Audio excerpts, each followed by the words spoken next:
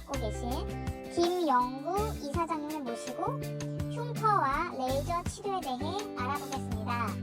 이사장님 안녕하세요. 네, 안녕하세요. 이사장님은 그동안 흉터 치료를 많이 해오셨는데요. 상처와 흉터를 구분하지 못하고 헷갈려하면서 적절한 치료를 놓치는 경우도 있습니다. 상처와 흉터는 어떻게 다른가요?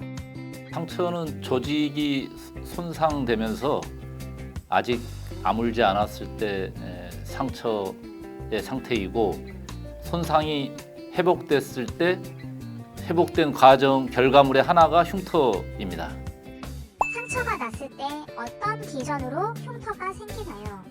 많은 경우에는 상처를 빨리 회복시키려고 회복 후 과정에서 피부의 기초를 유지하는 섬유 조직이 비정상적으로 과하게 증식이 됩니다. 그 결과 흉터를 남길 수 있습니다. 흉터가 생기는 기전은 모든 동물에서 똑같나요? 양서류 같은 하등 동물에서는 이런 작용이 없고, 포유류 같은 고등 동물에서 상처가 났을 때 자기를 보호하기 위해서 빨리 회복시키기 위하여 비정상적인 증식을 하면서 흉터를 남기게 됩니다. 흉터를 이야기할 때 과증식의 개념이 중요한데요. 과증식이란 무엇인가요? 피부의 기초를 유지하는 섬유 조직이 정상보다 더 양이 많아지고 불규칙적으로 된 상태를 말합니다. 더 양이 많아지기 때문에 딱딱하고 대부분의 경우 튀어나오고 울퉁불퉁하고 이런 모양을 띠게 됩니다. 과증식으로 인한 흉터엔 어떤 게 있나요? 과증식된 흉터의 대표적인 것은 임상에서 많이 보는 것은 비후성 반응입니다. 하이퍼트로픽 스카. 비후성 반응의 증상과 특징은 무엇인가요?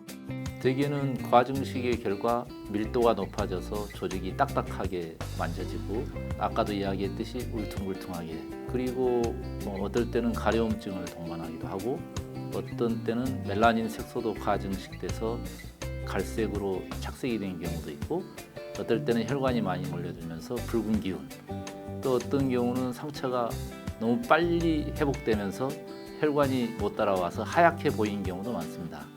또한 표피 면적에 비해서 진피의 밀도가 너무 증가되면 반짝반짝하게 보이기도 합니다.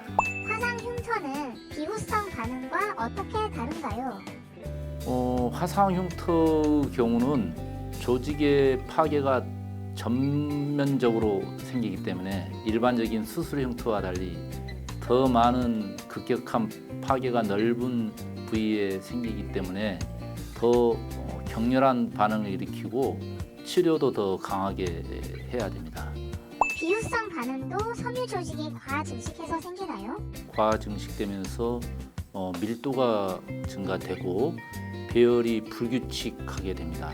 정상적인 진피의 섬유 조직은 표피와 평형으로 배열된 경우가 많은데, 불규칙적으로 수직으로 배열된 성분, 또 사선으로 배열된 성분, 평형으로 배열된 성분 등 다양하게 배열됩니다. 비후성 반응은 어떻게 치료하나요? 뭉쳐진 과증식된 섬유 조직을 레이저를 이용해서 끊어주는 시술을 합니다. 단순히 끊어주기만 하면 다시 뭉치려는 성질이 있는데, 레이저는 그 특징상 주변에 적당한 정도의 열을 전달합니다. 이 열에 의해서 정상적인 섬유 조직이 만들어집니다. 그러면 조직이 부드러워지고 정상 모양을 갖게 되고, 이때 중요한 것은 흉터 조직은 정상 조직과 달리 회복이 더디기 때문에 조직의 일부분만을 침투시키면서 깊게 자극을 줘서 뭉쳐진 섬유 조직을 끊어줍니다. 일부분만을 침투시키는 게 중요합니다. 비후성 반응 치료에 사용하는 레이저도 그 종류가 다양할 것 같은데요. 과거에는 CO2 레이저를 많이 이용했고, 요즘도 많이 이용하고, 이외에도 요즘은 1540 레이저 등 여러 가지 다양한 레이저를 사용하지만, 아까도 이야기했듯이 핵심은 피부의 일부분만을 침투시킵니다.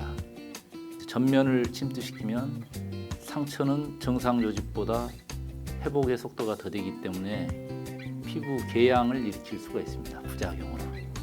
흉터 하면 많은 사람이 켈로이드 피부를 떠올립니다. 켈로이드 피부는 과연 무엇인가요?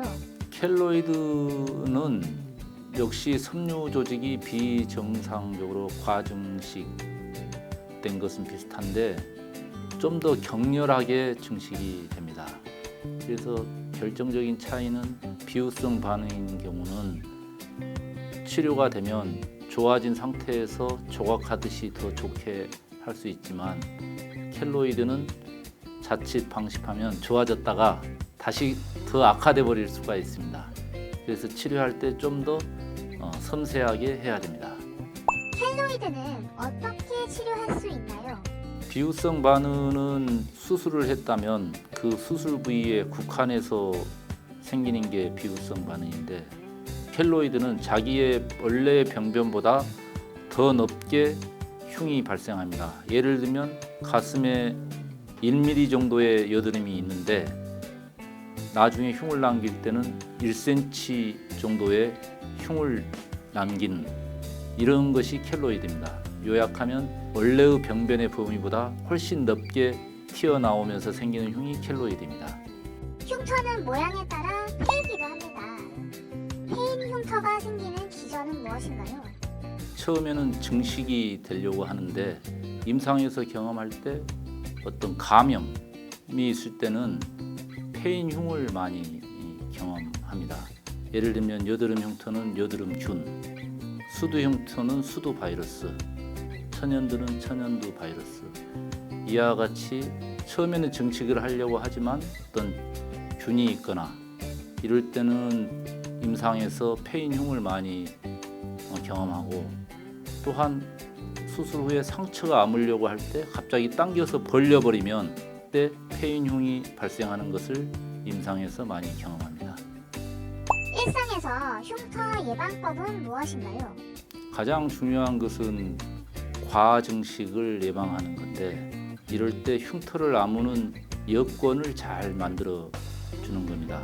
감염되지 않도록 소독을 철저히 하고 상처 회복을 자연스럽게 하기 위해서 수분 드레싱을 해서 자연스러운 상처 회복을 도우면 흉 생길 가능성이 많이 떨어집니다.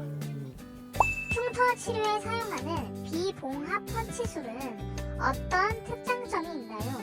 튀어나온 흉은 레이저로 뭉쳐진 섬유 조직을 끊어주면 두께도 얇아지고 정상화된 경우가 많지만 패인 흉은 레이저를 이용해서 끌어올려야 되는데 1mm 이상 깊이가 됐을 때는 레이저만으로 끌어올리는 데는 시간이 많이 걸릴 수 있습니다. 그래서 병변이 좁고 깊은 경우는 레이저 횟수를 단축하기 위해서 비봉합 펀치술이라는 것을 이용하고 넓을 때는 진피아 सब시전, 우리나라 말로 진피아 절제술을 같이 병용하여 시술하면 시술 횟수를 줄일 수 있습니다. 이사님이 흉터 치료를 위해 직접 개발하신 핀홀법은 무엇인가요? 흉터의 특징은 과증식인데 이 과증식을 부드럽게 만들어주는 게 치료의 요체인데 화상 흉터 같은 경우 조직의 상처 회복에 도움되는 조직의 전반이 넓은 부위에서 파괴되기 때문에 처음에 흉터 치료에 이용하려 했던 흉터 조직을 벗겨내는 레이저 박피를 하면 다시 더 큰 흉이 생겨버릴 수 있습니다.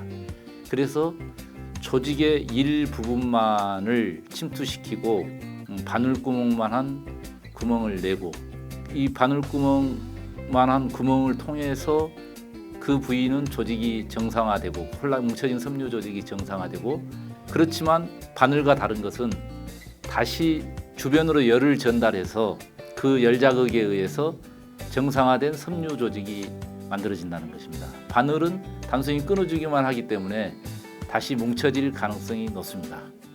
그래서 핵심은 조직의 일부분만을 침투시켜서 열 자극을 줘서 조직을 재생시키고 정상화시킨다는 것입니다. 이 사장님은 흉터 치료의 대가로 알려져 있으신데요. 그럼에도 불구하고 흉터 치료가 어려운 유형이 있을까요? 시술 횟수가 문제인데 여드름 흉터에서 아주 1mm 이상 깊이가 있으면서 길게 도랑처럼 형성된 흉터, 또 아주 심한 여드름 흉터, 또한 켈로이드가 아주 큰 경우, 이런 경우도 흉터 치료법도 진화하고 있는데요. 흉터로 마음 고생하는 분들에게 한 말씀 해주신다면요. 흉터 치료가 아예 안 된다고 생각한 경우도 많고, 흉터 조직이 딱딱한데 너무 표면만 침투되는 레이저를 이용해서 레이저로 흉터 치료가 효과 없다 이렇게 인식한 분들도 많은데, 레이저를 정확한 깊이로 침투시키면 대부분의 흉터는 지금 현재의 상태보다 많은 개선을 할 수가 있습니다. 흉터 치료에 대해 강조하고 싶은 말씀은요? 대부분의 흉터는 좋아지는데 연구의 핵심은 시술 횟수를 줄이면서 일상생활에 지장이 적게 하는 것이 핵심이고 꾸준히 노력하도록 하겠습니다. 그간 이사장님께서 치료한 흉터 치료 건수는 얼마나 되나요? 수천 건 이상 됩니다. 특별히 기억에 남는 환자 사례를 언급해 주신다면요? 쌍꺼풀 수술을 받고 눈이 잘 안 감기는 분들이 있었는데 레이저 시술 후에 조직이 부드러워지니까 눈이 잘 감겼다. 또한 입 주위에 흉이 있어가지고 말을 할 때 발음이 정확히 안 나온다. 니은, 이응 발음이 헷갈리게 나온다. 이런 경우가 있었는데 레이저 치료를 해주니까 그런 발음이 교정돼서 좋다. 또 이제 흉터가 좋아진 경우가 보이니까 지방에서 아주 여러 번 했지만 꾸준히 오는 사람 30번 이상 했던 분도 기억이 납니다. 일반인 중 흔한 흉터가 여드름 흉터입니다. 여드름 흉터는 어떻게 치료하시나요? 여드름 흉터는 주로 이제 레이저를 이용해서 조직을 부드럽게 만들고, 되게 깊이가 1mm 이하인 흉터는 레이저로 많은 개선이 되고 1mm 이상인 경우에는 아까 말씀드렸던 비봉합 펀치술이나 진피아 절제술을 이용해서 시술 횟수를 줄이고 있습니다. 이사장님은 현재 대한의학 레이저학회 수장을 맡고 계신데요. 이 학회는 어떤 일을 하고 향후 계획은 무엇인가요? 학회는 1983년에 설립되었고 대한의학회 소속입니다. 그래서 레이저 관련 어떤 문제가 있을 때 저희 학회 공문이 오면 저희가 그것을 해결하기 위해서 노력을 하고 있고, 또한 학술지가 1년에 4번 발간되고 올해 학술진흥원 등재 후보지에서 등재지로 승격되었습니다.